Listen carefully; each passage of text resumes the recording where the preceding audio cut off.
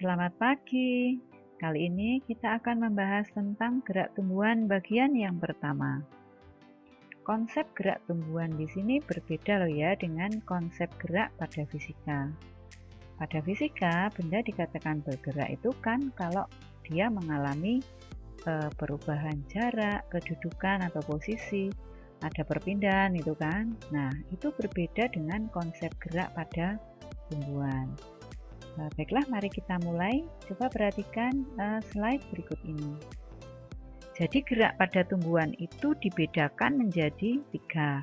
Satu, gerak higroskopis, ini karena pengaruh perubahan kadar air.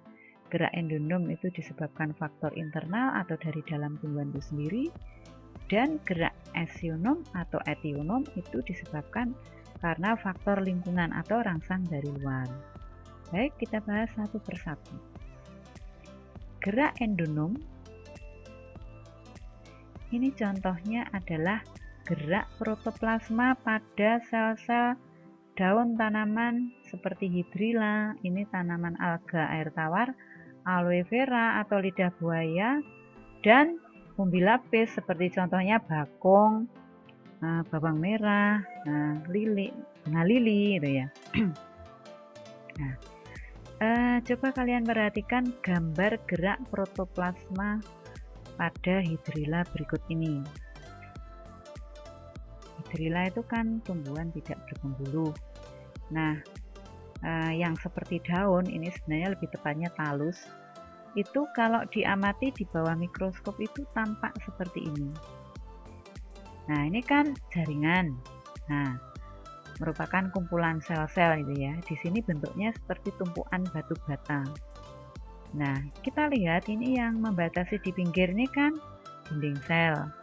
Lalu di sebelah dalam dinding sel itu ada membran sel. Nah, kemudian yang bening mengisi di tengahnya itu adalah cairan sel atau sitoplasma. Dan yang bulat-bulat hijau ini adalah kloroplas gitu ya. Lalu di sini ada aliran anak panah, ini apa? Nah, ternyata dalam pengamatan mikroskop di dalam sel itu ada aliran atau gerakan-gerakan. Nah, penyebabnya apa sampai saat ini itu belum diketahui. Tapi yang jelas ini disebabkan oleh faktor internal atau dari dalam tumbuhan itu sendiri ya. Dan mengamati gerak endonom itu harus menggunakan mikroskop karena yang terjadinya itu di dalam sel gitu ya. Nah, jadi ini adalah penjelasan mengenai gerak endonom. Baik, selanjutnya yang kedua, gerak higroskopis. Nah, gerak higroskopis ini kalian bisa melihat video berikut ini. Coba diperhatikan. Nah, itu gerakan pecahnya buah atau kapsul biji. Dan ini contoh lain ini. Nah, ini juga higroskopis, ini biji lepas dan isinya tersembur keluar gitu ya. Ini pada jenisnya tanaman mentimun. Dan yang ketiga ini contoh gerak meledak atau pecahnya kapsul tanaman pagar air ya. Nah, pernah melihat kan? Mungkin malah pernah memegang. Nah, ini gerakannya seperti itu. Antara lain.